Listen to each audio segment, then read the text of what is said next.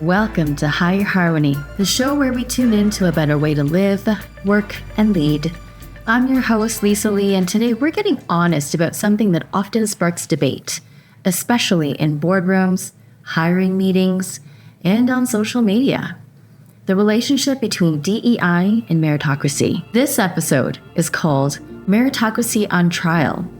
Is DEI the verdict? And it's one that might challenge you, but in the best way. We're asking, can companies pursue diversity without lowering the bar? Can we honor equity and still expect excellence? I believe the answer is yes. Diversity, equity, and inclusion. So let's start with some history. Back in the 1960s, after the U.S. Civil Rights Act was passed, affirmative action policies started rolling out to help correct the long-standing underrepresentation of certain racial groups. Then in the 1970s, as feminist movements gained momentum, the focus of these efforts expanded to include gender equality too. By the 1980s, the idea of diversity was stretching even further. It wasn't just about race and gender anymore. People started recognizing the unique needs of different identity groups, including ethnic and religious minority groups, as well as LGBTQ+ communities. This is really when DEI started to take shape. And at the same time, something interesting was happening. While President Reagan was pushing to roll back some equity and affirmative action policies, people in corporate America began making a new kind of argument that diversity isn't just about compliance, it's actually good for business. They started pointing out that having a team made up of people from different backgrounds could give companies some real competitive edge. And that's when the whole business case for diversity started gaining traction. Moving into the 1990s and 2000s, diversity training programs began popping up in more and more workplaces. These early sessions focused on mainly things like preventing sexual harassment and such, and addressing unconscious bias and building awareness around cultural differences. Companies also began to understand the value of reflecting the broader society, whether it was through inclusive marketing, community outreach, or internal training efforts. Then came 2020 with major social movements like Black Lives Matter, Stop AAPI Hate, and drawing attention to systemic issues and violence. There was a noticeable shift. These conversations were no longer limited to social circles. They were making their way into workplaces too. And around this time, I remember seeing a huge increase in DEI-related posts on LinkedIn.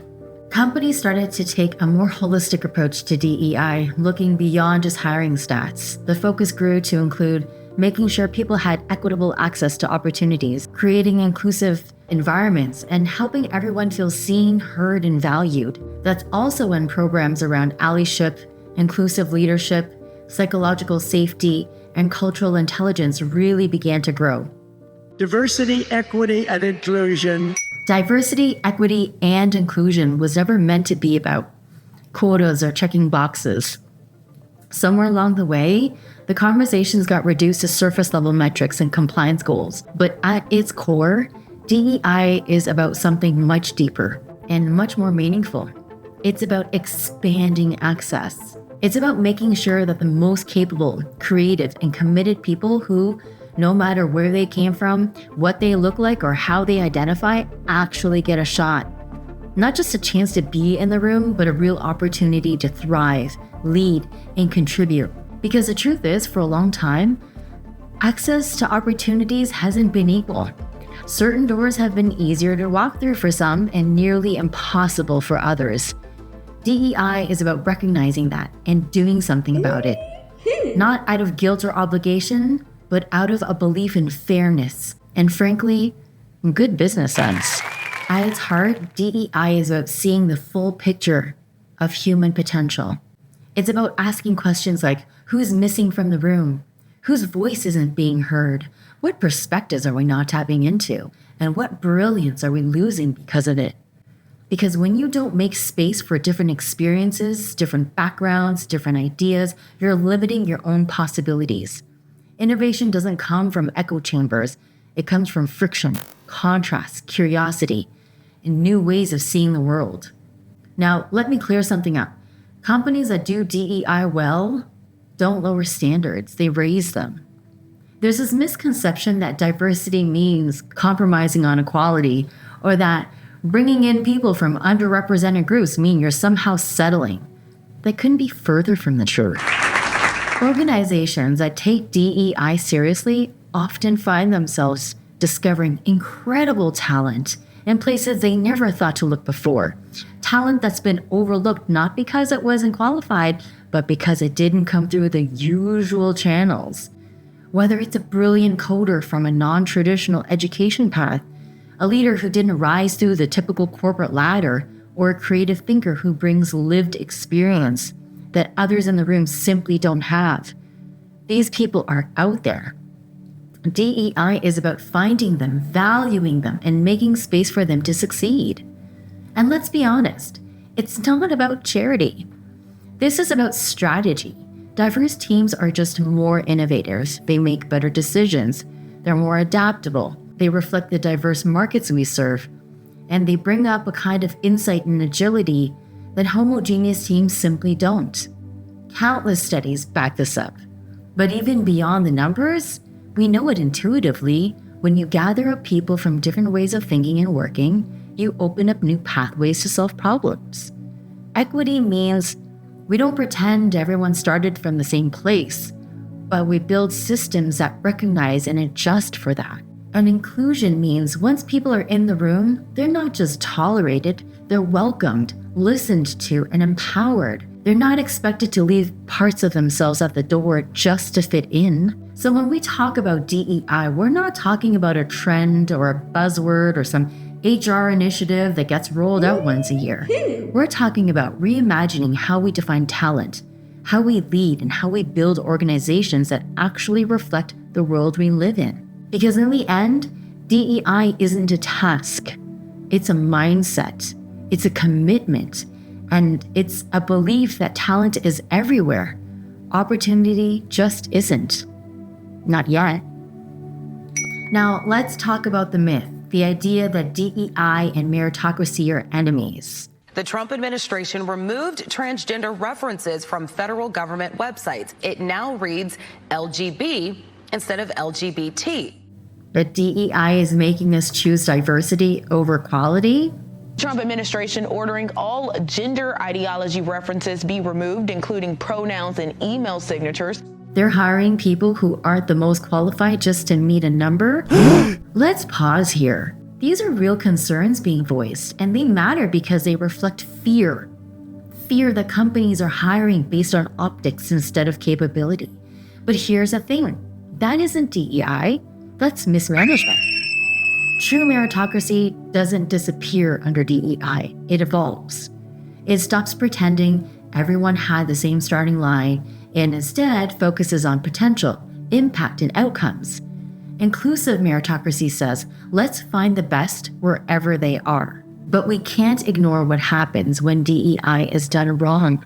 You can't focus on diversity, equity, and inclusion when you try to hire air traffic controllers. You want the best. You want the brightest protecting yourself and your family. We will have the best and brightest in every position possible. It is colorblind and merit-based. They'll have you believe that the bar was lowered and DEI is the deficit in the workplace. It seems like they hired based on race and not competence.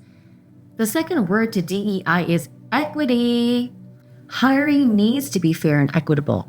And if they did in fact hire based on tokenism, this isn't just a mistake. This decision costs lives.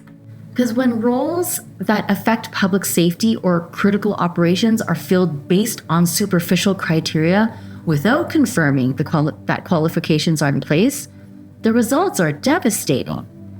So let's be clear, the problem here isn't DEI, it's the misuse of DEI. It's checking the diversity box while still ignoring the box that says qualified. That's not progress, that's negligence. I don't care if it's all black, all Asian, all white. It's an excellent group is what I want, not a diverse group. I care about excellence, not diversity. Because I do not believe diversity is a strength. I believe unity is a strength. Unity is a strength. Okay, yeah. All right, I kind of see where you're coming from. The only industries where diversity isn't necessarily required to achieve excellence are the ones that need precision, uniformity, or strict discipline. where the risk is high or the time is crucial, but other than that, diversity and skill must coexist. Otherwise, the whole mission fails. So let's be clear, diversity in race, gender, or culture isn't really the problem. It's more what happens when you bring together different ways of thinking, communicating, or working in high-pressure situations. And in those cases, staying on the same page becomes really important. So it's not that diversity isn't valuable. It absolutely can be. But without strong leadership, a shared goal, and good integration, it can create some short-term challenges in certain jobs or industries. So what does it really look like when diversity, equity, inclusion, and meritocracy work together, not in conflict, but in harmony? It looks like a workplace where recruitment isn't just about checking boxes or ticking off resumes from the same few schools. It's more intentional, more thoughtful, more holistic, and yes, more rigorous.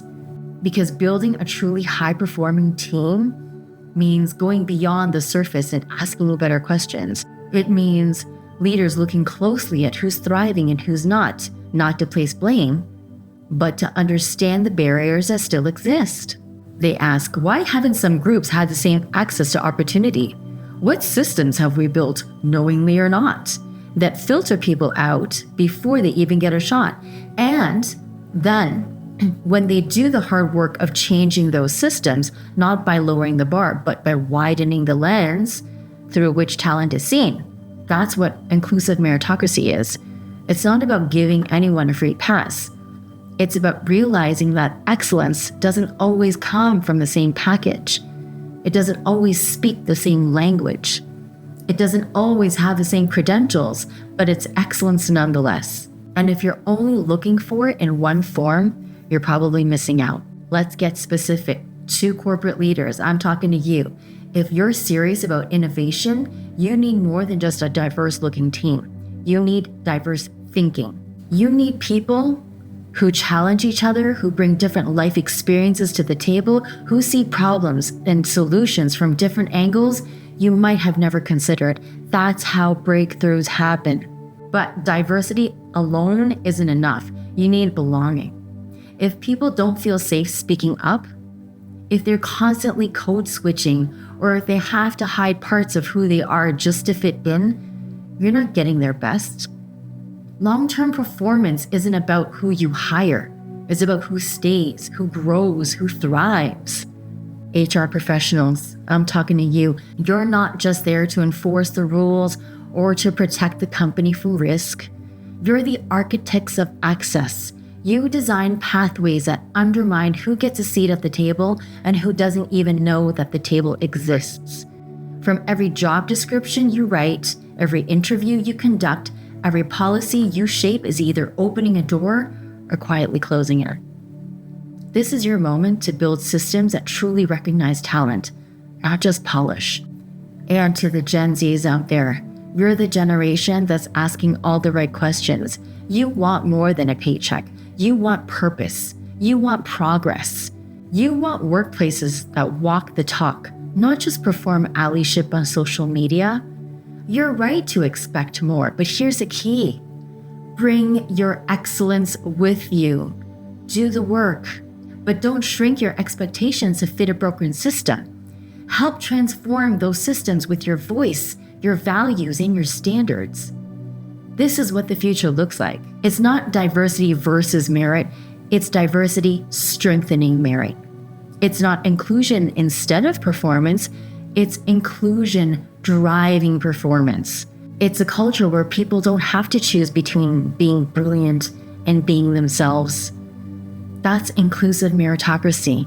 And it's not just possible, it's necessary. At Higher Harmony, we believe that the path forward isn't binary. We don't have to choose between diversity and performance or inclusion and standards. We can do both. We must do both. Because when we hire well, lead with values, and honor both the person and the performance, we all win. And that's the new frequency we're tuning into. Thank you for being here. This conversation matters, and it doesn't stop here. If this episode resonated with you, I invite you to subscribe, share, follow us on socials at Higher Harmony Pod, and join the conversation. Can DEI and meritocracy truly coexist? Let me know. Until next time, keep reaching for harmony in everything that you do, build, lead, and become.